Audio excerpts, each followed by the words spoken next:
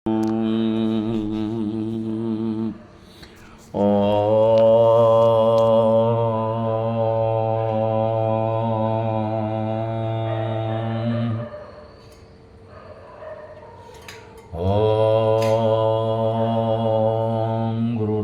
गुरुर्विष्णु गुरुदेव महेश्वर गुरु साक्षात् परब्रह्म तस्मै श्री गुरुवे नमः। तस्मै श्री गुरुवे नमः।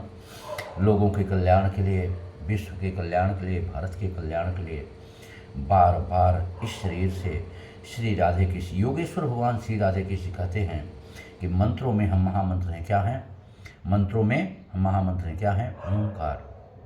ओंकार सोचिए पहले, स्वयं जब प्रभु जी हैं, स्वयं प्रभु जी हैं, तो फिर कोई क्या कर सकता है।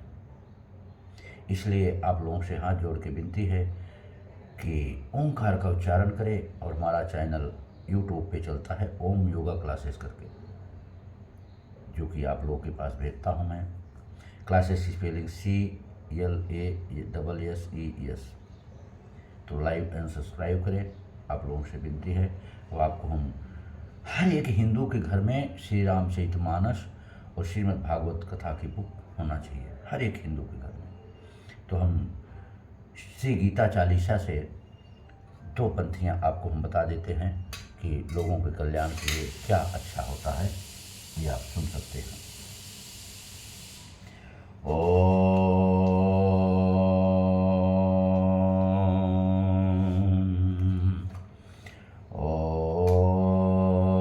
अनपेक्षः शुचिर्दर्श उदासीनो गतव्यथः सर्वब्रह्म परित्यागी यो मद्वत्वः स मे प्रियः।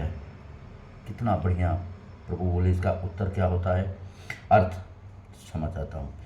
जो पुरुष इच्छाओं से रहित, अनेक आकांक्षाओं से रहित, बाहर और भीतर से शुद्ध, चतुर पक्षपात से रहित और दुखों से छूटा हुआ तथा सभी आरंभों का परित्यागी मेरा भक्त मुझको प्रिय है। मेरा भक्त मुझको प्रिय है। ये अध्याय 12 श्रीमद् भागवत कथा में और 16वां श्लोक है। आगे आप देखिए क्या कहते हैं। सम शत्रो च मित्रो च तथा मानोपमानो शीतो दुःखः सेखु समा सखन विवर्जितः।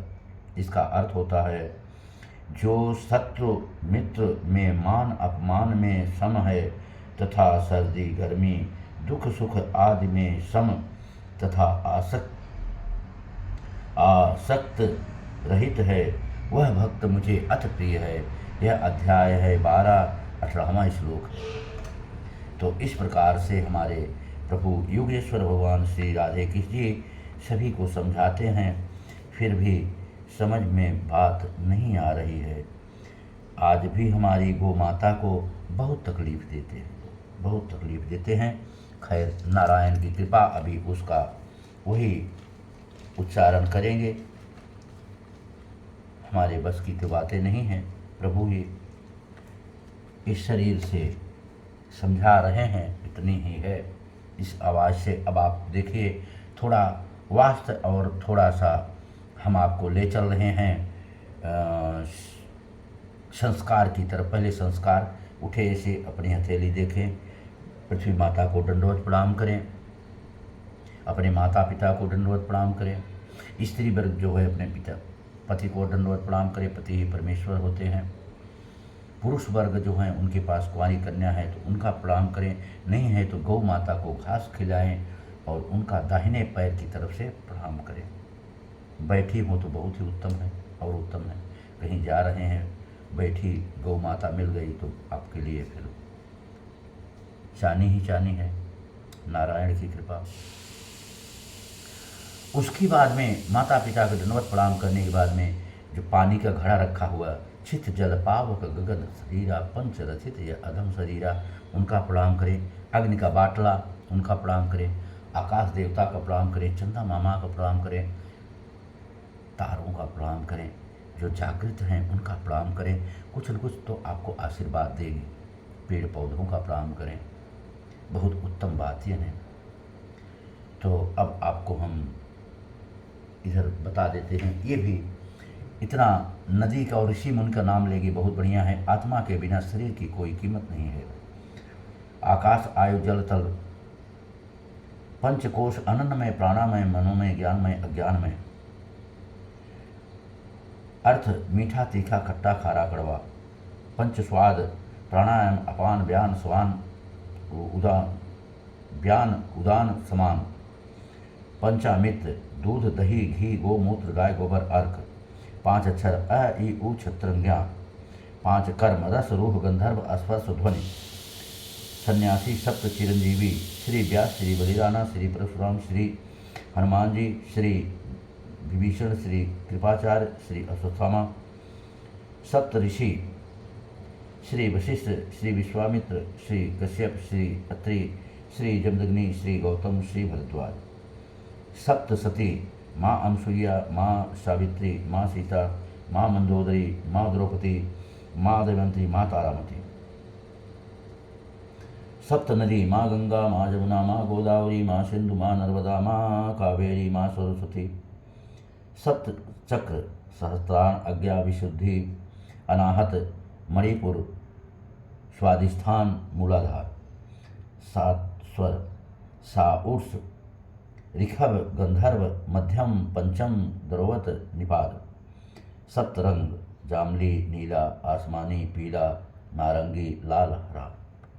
इस प्रकार से आप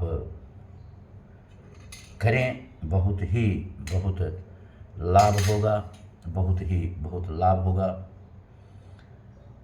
और अब हम ले चल रहे हैं वास्तु की तरफ। वास्तु गुरु हमारे गोड़े गोबरी प्रतापगढ़ के हैं, बहुत ही परिपूर्ण बहुत ही प्रपज्ञ हैं और उसी में ढैया देते हैं कब घर से निकलना चाहिए। वो आप लोगों के पास हम भेजेंगे। आप लोग देखिए, हमारे पास प्रभु जी के यहाँ से आता है तो उसमें भी बड़ी उत्तम चीज़ें लिखी रहती हैं। उस समय से आप निकलेंगे तो आप काम में अवश्य सफलता पाएंगे। ये देखो राक्षस ही है, ये राक्षस पीछा नहीं छोड़ते भैया, क्या करेंगे, बड़ी बुराई है। तो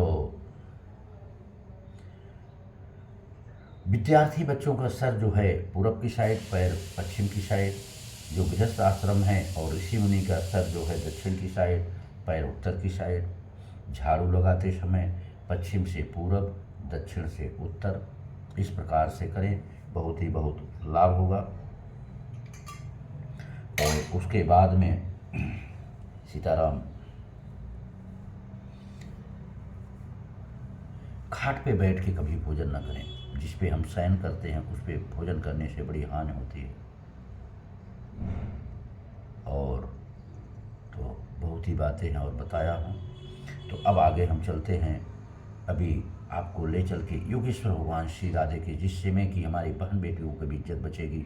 हमारा रखवाला, आपके बहन बेटियों का रखवाला कौन हो जाएगा? सुदर्शन चक्र। सुदर्शन चक्र का सामना न कोई किया था, न कोई कर रहा है, न कर पाएगा। आप देखिए हमारे परम पूज्य प्रधानमंत्री जी का, बड़ी ऊंची चीज़ें हैं, बड़े बड़े क्या मॉडल, मंडलाकारा, ये उकारा वो कारा। सबसे उत्तम बात यह है कि कोई भी जो संत होगा, अच्छा संत होगा, एक संत की कभी बुराई नहीं करेगा। संत की बुराई कभी नहीं करते हैं, ये आप ध्यान दीजिए। संत की बुराई कभी करना ही नहीं चाहिए, भूल के नहीं करना चाहिए। लेकिन क्या करेंगे, वो संत तो है नहीं, त्रिकालदर्शी तो है नहीं, तो ऐसे मंडलाचार पैसा दे के बना दी गए, कैसे मंडलाचार बना दी गए, नारायण जाने। क्षमा चाहता हूँ। तो खैर, हम लोगों के कल्याण के लिए, भारत के कल्याण के लिए, विश्व के कल्याण के लिए, बहन बेटियों के कल्याण के लिए ओंकार का उच्चारण बताते 1 से 9 बार करें। और जो हमारे जल थल वायु सेना वाले हैं, आज हम खुल की सांस ले रहे हैं, आज हम खुल की सांस ले रहे हैं, तो मात्र और मात्र उनका कारण है, उनका सहयोग है। तो उनके लिए भी हमें 11 बार करें। और वो लोग भी जो जिसके भी घर के नात रिश्तेदार हैं, आप लोग बताएं, वो लोग भी करें। 1 से 9 बार सुबह, 1 से 9 बार शाम को। तो और हो सके तो 1 घंटा करें। समय रहे तो जहाँ रहे वहाँ भी बैठ के करें। कोई गोली ऐसी तो कोई बना ही नहीं है कि जो उनके सीने को छेड़ सकेगा। जो सोचेगा वो दुश्मन वहीं पे ढेर हो जाएगा। नारायण का सुदर्शन चक्र, आपको कुछ नहीं करना पड़ेगा, अस्त्र ही नहीं उठाना पड़ेगी, भी गोली सरकार की खत्म नहीं करना पड़ेगा, ये आप ध्यान दीजिए। तो नारायण की कृपा। अब आपको ओंकार करके बता देते हैं। राक्षस तो आगे पीछे लगे हुए हैं, खैर फिर भी हम आपको अवश्य बता के